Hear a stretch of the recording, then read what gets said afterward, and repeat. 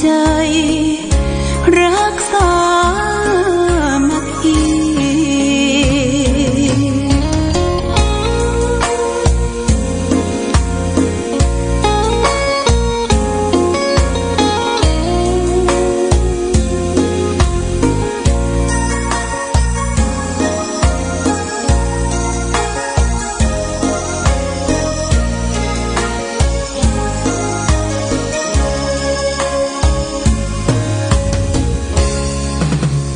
เป็นวัดร้างโบราณ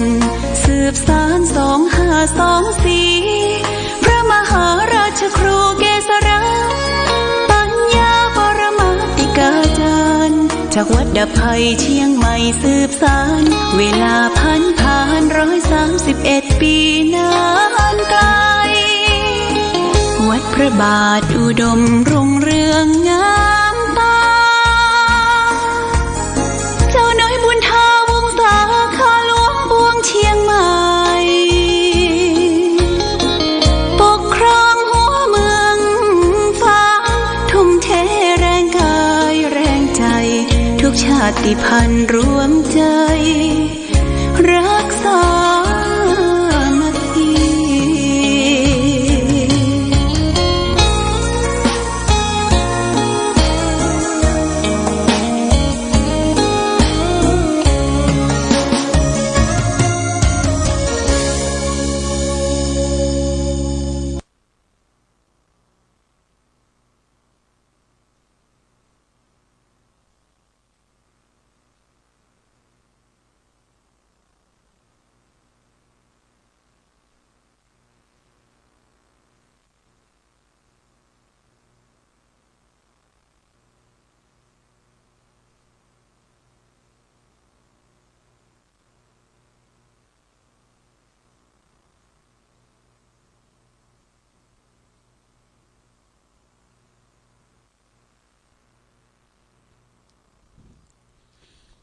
เจริญสุขศรัทธาสาธุชนญาติโยมท่านพุทธบริษัททั้งหลาย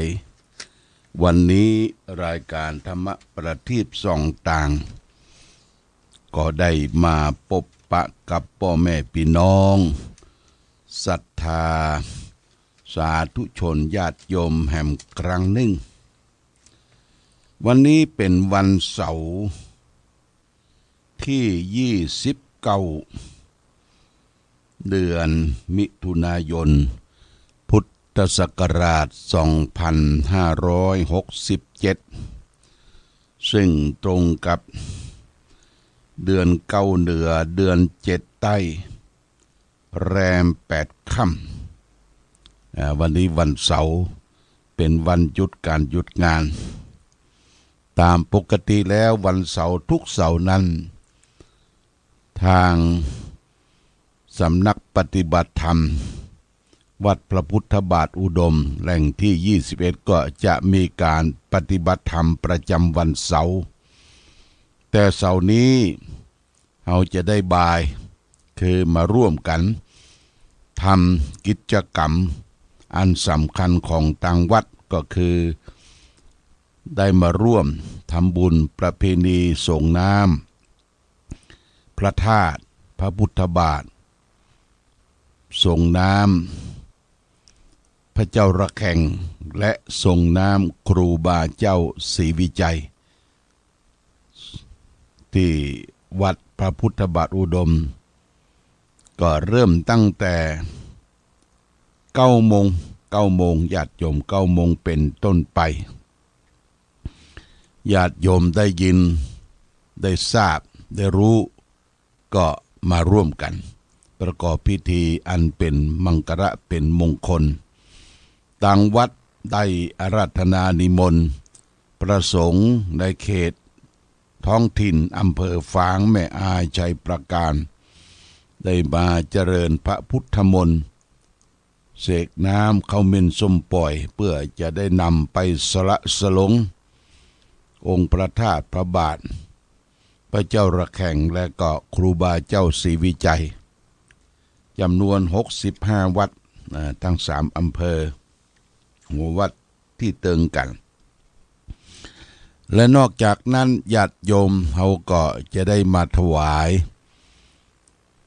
สังฆทานทานจตุปัจจัยที่เราได้ร่วมกันรับเป็นเจ้าภาพยอดสังฆทานชุดละ1,000 บาทแล้วกันนั้นก็จะได้มาทำบุญพิเศษทำบุญเป็นเจ้าภาพโรงทานเจ้าภาพอาหารเจ้าภาพน้ำมาถวายพระเจ้าประสงค์อันนี้เป็นสิ่งที่เราได้ร่วมด้วยช่วยกันมาเป็นประจำทุกปีปีนี้เป็นงานใหญ่งานประเพณีส่งน้ำพระธาตุพระบาทพระเจ้าละแข่งไหว้สาบารมีของพระเจ้าฝางพระนางสามผิวซึ่งตวาวันที่28วันศุกร์ก็มีการบวงสรวงไหว้สาบารมีมีพิธีสงฆ์มีท่านนายกองค์การบริหารส่วนจังหวัดเชียงใหม่คุณพิชัยเลิศพงษ์ไพศาลมาเป็นต้นเป็นประธานมาเป็นต้นเป็นประธานในงานพิธีมีท่านนายอำเภอนพรัตน์สุภกิจไพศาลเป็นรองประธานก็ผ่านไปด้วยความเรียบร้อยแต่งานนั้นก็มีเรื่องเริงบันเทิงสมโภชปีนี้เป็นปีพิเศษตะวานี่ก็มียุดแข่งขันบอกไฟดอกบอกไฟสเปรย์ที่ลานอนุสาวรีย์พระเจ้าฝางที่ลานอนุสาวรีย์พระเจ้าฝางนี่เปิ้นเทคอนกรีตหมดแต่ผู้ประดิษฐ์ทำบอกไฟสเปรย์นั่นเปิ้นบ่ใจหลุมฝังประเดี๋ยวนี้นะฝังอยู่ในถังสีเก่าแล้วก็น้ำครุเก่าเอาทรายเข้าใส่แล้วก็เอาบอกไฟเข้าไปบ่มแน่นแล้วก็จุดแข่งขันแล้วก็มียางรถยนต์เอาไปครอบแผ่น2 ชั้นบอกไฟตะวาก็ได้ยินเสียงโซ่ซ่าบางบอกก็ขึ้นดีบางบอกก็แตกบางบอกก็เสียหายอันนี้ก็แข่งขันกันไปเรียบร้อยวันนี้เปิ้นจะมีซอญาติโยมจะมีซอปืนเมืองที่ลานอนุสาวรีย์พระเจ้าฝางมีซอปืนเมืองแล้วก็มีฟ้อนมีรำอยู่ฟ้อนรำวันนี้ก็จะเป็นคณะช่างฟ้อนบ้านหมู่3มาฟ้อนมารำเทิดทูนพระคุณบุญบารมีพระเจ้าฝางพระนางสามผิวแต่ว่านี่การฟ้อนการรำมันแน่นเพราะว่าให้โอกาสแก่พี่น้องชาติพันธุ์ก็ตามพี่น้องชุมชนในเขตตำบลต่างๆที่ได้นำขบวนมาให้เปิ้นได้ฟ้อนกันเพื่อถวายเป็นสักการะแด่ดวงวิญญาณพระเจ้าฝางพระนางสามผิวเทพเทพารักผ่านพ้นไปวันพรุ่งนี้ก็จะมีแห่งวันพรุ่งนี้เป็นหน้าที่ของพ่อคีแม่คีทั้งหลายที่จะได้มาจากทิศต่างๆที่เคารพนับถือพระเจ้าฝางพระนางสามผิวเป็นพ่อคีแม่คีแล้วก็เป็นเจ้าทรงเพื่อนจะมาฟ้อนตลอดทั้งวันญาติโยมฟ้อนตลอดทั้งวันเข้าดนตรีแล้วก็ฟ้อนอันนี้เป็นเรื่องของที่เชื่อถือความเชื่อถือของเฮามามีตั้งแต่โบราณกาลนั้นก่อนมาเฮาจะนับถือผีแล้วก็นับถือพราหมณ์สุดท้ายก็นับถือพุทธนับถือผีนั่นก็คือนับถือผีบรรพบุรุษเช่นว่าเฮามีผีประจำบ้านประจำเฮือนเฮาประจำลูกประจำเต้าแต่ก่อนนี่ลูกหลานที่เป็นแม่ยิงมีผีประจำตัวถ้าป่อจายไปแตะไปต้องไปยุบไปกำเลยว่าพิษผีนี่ก็ทำให้ครอบครัวนั้นอยู่บ่สุขสบาย ก็จะต้องมีสัมมาคารวะเลี้ยงผีและตอบแทนบุญคุณบรรพบุรุษเปิ้นบ่พอใจเพราะฉะนั้นศาสนาก่อนที่จะมาเป็นศาสนาพราหมณ์ก็เป็นศาสนาผีนับถือบรรพบุรุษปัจจุบันนี้ก็มีหลายที่หลายต่างที่นับถือบรรพบุรุษผีปู่จอกผีปู่ย่าอย่างเอาจะได้ยินว่าเดือนเก้าเลี้ยงข้าวเลี้ยงปลาผีปู่ย่าเนี่ยญาติโยมนะเลี้ยงข้าวเลี้ยงปลาผีปู่ย่าจากนั้นมาก็มีศาสนาพราหมณ์ศาสนาพราหมณ์เนี่ยเขาก็ถือเทพเจ้าเหล่ากาองค์นั่นองค์นี้เสด็จลงมาช่วยเหลืออันนี้ศาสนาพราหมณ์จากศาสนาพราหมณ์ศาสนาพุทธอุบัติเกิดขึ้นในโลกมีองค์สมเด็จพระสัมมาสัมพุทธเจ้าเจ้าชายสิทธัตถะอยู่ที่กรุงกบิลพัสดุได้สละราชสมบัติออกบวชออกทรงผนวดเมื่ออายุได้29 พรรษาพระองค์ทรงเห็นทุกข์เห็นภัยทุกข์เกิดแก่เจ็บตายได้หาหนทางแก้ทุกข์เกิดแก่เจ็บตายเสร็จแล้วก็ได้สำเร็จใช้เวลาถึง6 ปีบำเพ็ญเพียรธรรมอยู่ในป่าในเขาพระองค์ได้ตรัสรู้ธรรมอริยสัจสี่คือความจริง4 ประการรู้ทุกข์รู้ทุกข์เกิดรู้ความดับทุกข์และรู้ข้อวัดปฏิบัติถึงความดับทุกข์นี่ญาติโยมเมื่อพระองค์ได้ตรัสรู้ธรรมพระองค์ก็นำเผยแผ่ในท่ามกลางศาสนาอื่นๆลัทธิอื่นๆในอินเดียนี่บ่ใช่ธรรมดามีเจ้าลัทธิอื่นๆแต่พระบรมศาสดาของเฮาเนี่ยชนะหมดนะชนะภัยจะมาถามมาจ้วงมาจับมาถามปัญหาต่างๆพระองค์ได้ตอบแก้ไขปัญหาให้แก่พุทธบริษัททั้งหลายตลอดถึงเจ้าของศาสนาต่างๆรู้แจ้งเห็นจริงเป็นยุคของพระพุทธศาสนามาถึง 2,567 ปีมาถึงปัจจุบันนี้หลักธรรมใหญ่ของพุทธศาสนามีหลักธรรมอยู่ใหญ่3 ประการคือ 1. สัพพปาปัสสะอการนังคือการไม่กระทำบาปทั้งปวง 2. กุศลสูปสัมปทาการทำกุศลคือคุณงามความดีให้ถึงพร้อม 3. สจิตตปริโยทปนังมันชำระจิตใจของตนเองให้ขาวให้สะอาดนี่เป็นหลักธรรมใหญ่ญาติโยมจำไว้เว้นชั่วทำดีทำจิตใจของตนเองให้สงบเว้นชั่วทำดีทำจิตใจของตนเองให้สงบสัพพปาปัสสะอการนังคือการไม่กระทำบาปบาปคือเป็นกรรมชื่อว่าลามกฉกกระเปดบาปเนี่ยทำไปได้จิตใจเร่าร้อนกระวนกระวายทำอย่างบักขึ้นจิตใจบ่ปกติตั้งมั่นเรียกว่าทำบาปผลของการทำบาปเป็นวิบากกรรมวิบากกรรมนี่บางทีเฮาทั้งท่าจะร่ำจะรวยร่ำรวยขึ้นมาวิบากกรรมตัวที่เฮาได้ทำบาปนั่นน่ะมาชดใช้มาค้ำมาราวีสุดท้ายที่ร่ำที่รวยที่มีเข้ามีของก็อันตรธานสิ้นไปหายไปญาติโยมได้รับทุกขเวทนาในบั้นปลายชีวิตเพราะการกระทำบาปทางกายก็ดีทางวาจาทางใจเนี่ยกายทางกายก็คือการฆ่าสัตว์ตัดชีวิตการลักเล็กขโมยน้อยยิบโฉยโลภอำของบุคคลอื่นและประพฤติผิดในกาม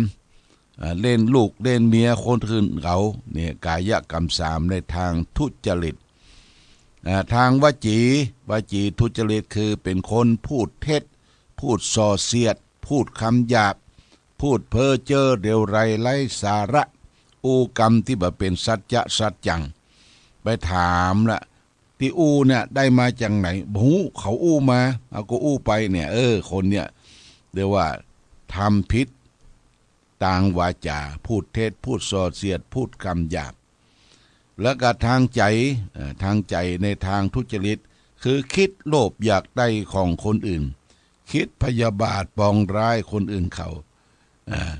และเห็นพิษไปตามทำนองครองธรรมเห็นว่าทำดีบ่ได้ดีทำชั่วได้ดีเป็นต้นอย่างนี้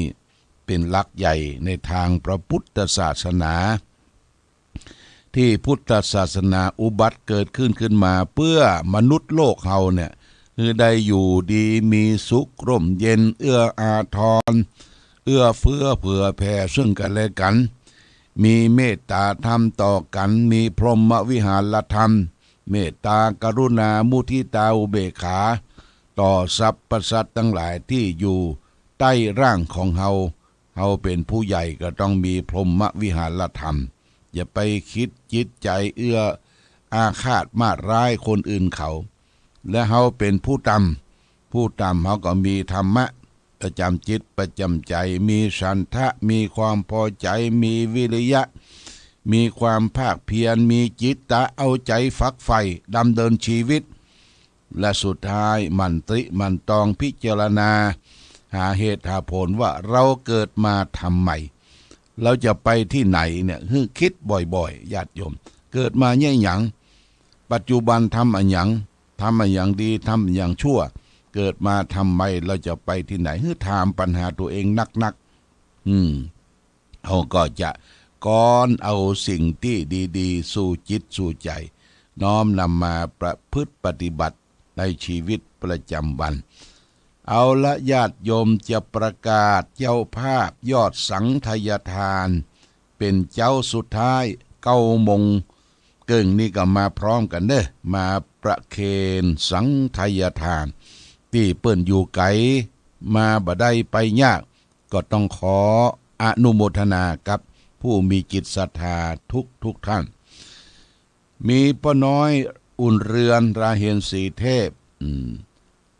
ปัจจัย1,000 บาทพ่อหลวงทวีศักดิ์สุทธเสนา 1,000 บาทแม่ทรงควรโด่งดัง 1,000 บาทคุณประกายพันอุบเงิน 1,000 บาทแม่ตุ้ยทองอินพร้อมด้วยลูกหลาน 1,000 บาทพ่อสมานร้องหันแก้ว 1,000 บาทคนวารินจากกรุงโรจน์ 1,000 บาทแม่อุ้ยตาชัยวงศ์พร้อมด้วยลูกหลาน 1,000 บาทครูสมบูรณ์เหลืองสุวรรณ 1,000 บาทคุณสมบูรณ์บุญทาวงศา 1,000 บาทแม่แก้วลูนไซตระกูล 1,000 บาทนายบุญรัตน์ต่างบัวจันทร์ขันใจ 1,000 บาทนายมานพสุทธเสนา 1,000 บาทนางสายใจหานตระกูล 1,000 บาทแม่อุ่นแม่ละพรวงเมธา 1,000 บาทแม่จันทาเหลืองสุวรรณ 1,000 บาทคุณนิพาคนโตแม่ครัว 1,000 บาทคุณพวงปากาพรหมเสนผู้ช่วยแม่ครัว 1,000 บาทคุณวันวิชาคงชุ่ม 1,000 บาทคุณแม่ศรีนวลคนโต 1,000 บาทแม่อุ้ยอินแม่สาบเสมิง200 บาทโอนมาแล้วนะโมทนาสาธุพ่อจรูนแสนใจยา 1,000 บาทแม่สมศรีปันไฟ 1,000 บาทแม่เพนพรชัยเกต 1,000 บาทคุณกนกพิษชัยนาร้านนานาพันธ์ห้วยงูใน 3,000 บาทคุณเกษรินสุภาห้วยงูใน 2,000 บาทคุณอนุชารุ่งนภาอังพุทธวาทวีพุทธวานทวี 1,000 บาทห้วยงูในคุณโคบาชายิโคบายาสิคุณจันทิพย์อินทะปัญญาห้วยงูใน 1,000 บาทนายวิชานางอจีนายปิยทัศน์วงเมธาร้านก๋วยเตี๋ยวชักธง 1,000 บาทนายสิงห์คำดังอัมพรดอกงามบ้านเทิม 1,000 บาทสทชัยยุทธสมตารองประธานสภาเทศบาลตำบลเวียงฝาง 1,000 บาทสทฤทธิเดชแดงซอนเทศบาลตำบลเวียงฝาง 1,000 บาทแม่ดาคำพิระเตาดิน 1,000 บาทและก็โยมนวลนิด เยาวชาติเยาวชาติอยู่ที่ปากก้อยสารพี1,000 บาทโมทนาสาธุและติดตามมาโดยผู้ที่บริจาคร่วมในการทำบุญมีแม่นันทิรายอดคำส่งน้ำพระธาตุนะ100 บาทแม่แววเพลงขุนทศร่วมทำบุญส่งน้ำพระธาตุ 1,000 บาทนี่โมทนาสาธุกับทุกท่านทุกคนทุกที่ทุกแห่งทุกหนบอกว่าใกล้ว่าไกลพอถึงประเพณีของวัดพระพุทธบาทอุดมเมื่อใดเราก็ร่วมด้วยช่วยกันได้จัดงานวันนี้ก็มาถวายภัตตาหารเพลญาติโยมภัตตาหารเพลก็เฮาเลี้ยงโต๊ะแต่เป็นโต๊ะวัด ไม่ใช่โต๊ะจีนนะญาติโยมเป็นอาหารนานาพันธุ์อาหารหลากหลายที่ญาติโยมได้นำมาถวายจะมียำหน่อมีแกงแคมีตำมะม่วงเมืองแล้วก็มีน้ำพริกป่ามีของป่าของธรรมชาติที่ทุกเจ้าพระสงฆ์ได้ชอบได้ฉันแล้วก็ต้องขอบคุณกับร้านนานาพันธุ์คุณกนกพิษชัยนาอันนี้เปิ้นจะมาเลี้ยงข้าวซอยประมาณ500-600 ชุดนะญาติโยมนะเลี้ยงพระสงฆ์เสร็จแล้วก็จะเลี้ยงญาติโยมท่านสาธุชนและขอบคุณกับร้านบุญสิริร้านบุญสิรินี่คณะลูกหลานด้านบุญสิริก็จะได้นำลงทานภัตตาหารข้าวขาหมูอย่างต่างๆมาถวายและก็มีคุณสิงห์คำคุณอัมพรดอกงามบ้านเทิม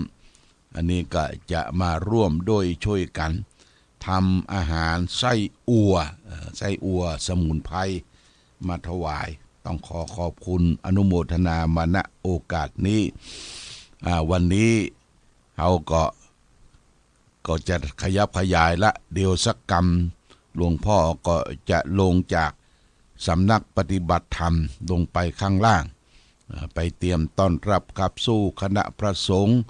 ดูแลสถานที่เตรียมความพร้อมแต่ว่านี่บ่ได้ลงไปเพราะไปทำพิธีเสกซ้อมยอมยศหัวใจพระธาตุปีมะโรงที่วัดพระสิงห์หลวงเชียงใหม่ญาติโยมวัดพระสิงห์วรมหาวิหารพระเจ้าประสงค์จำนวน29 รูปเจริญพระพุทธมนต์และถวายเป็นพระกุศลในวาระโอกาสที่พระบาทสมเด็จพระเจ้าอยู่หัวจะเสวยราชจะเสวยอายุได้ครบ6 รอบ 72 ปีตัวแต่ว่าปิกมาถึงวัดก็ประมาณสัก2 ทุ่ม 15ก็บ่ได้ไปดูสถานที่ก็มอบหมายให้ลูกศิษย์ลูกหากองงานเลขาเจ้าคณะอำเภอแล้วก็พระสงฆ์องค์เด่นในวัดดูแลสถานที่วันนี้ก็มาร่วมด้วยช่วยกันเด้อญาติโยมร่วมด้วยช่วยกันผู้เฒ่าผู้แก่พ่อแม่ศรัทธาชมรมผู้ปฏิบัติธรรมประจำวันเสาร์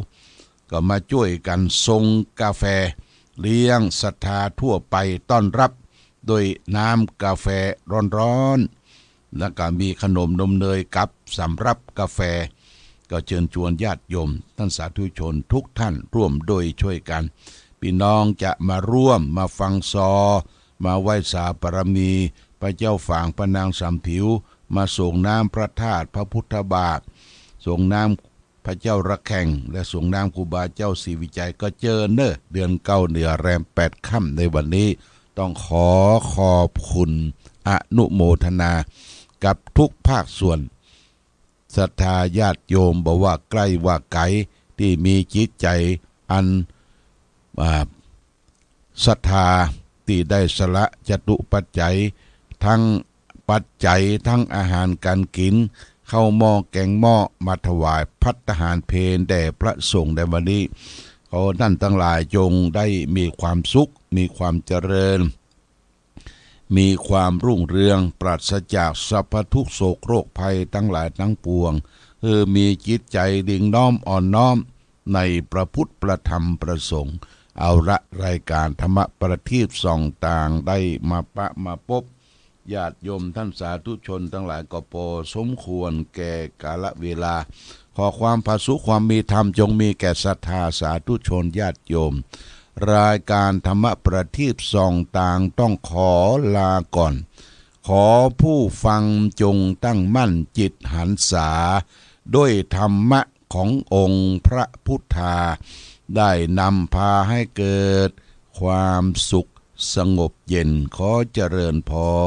รทิศประสิทธิจงมา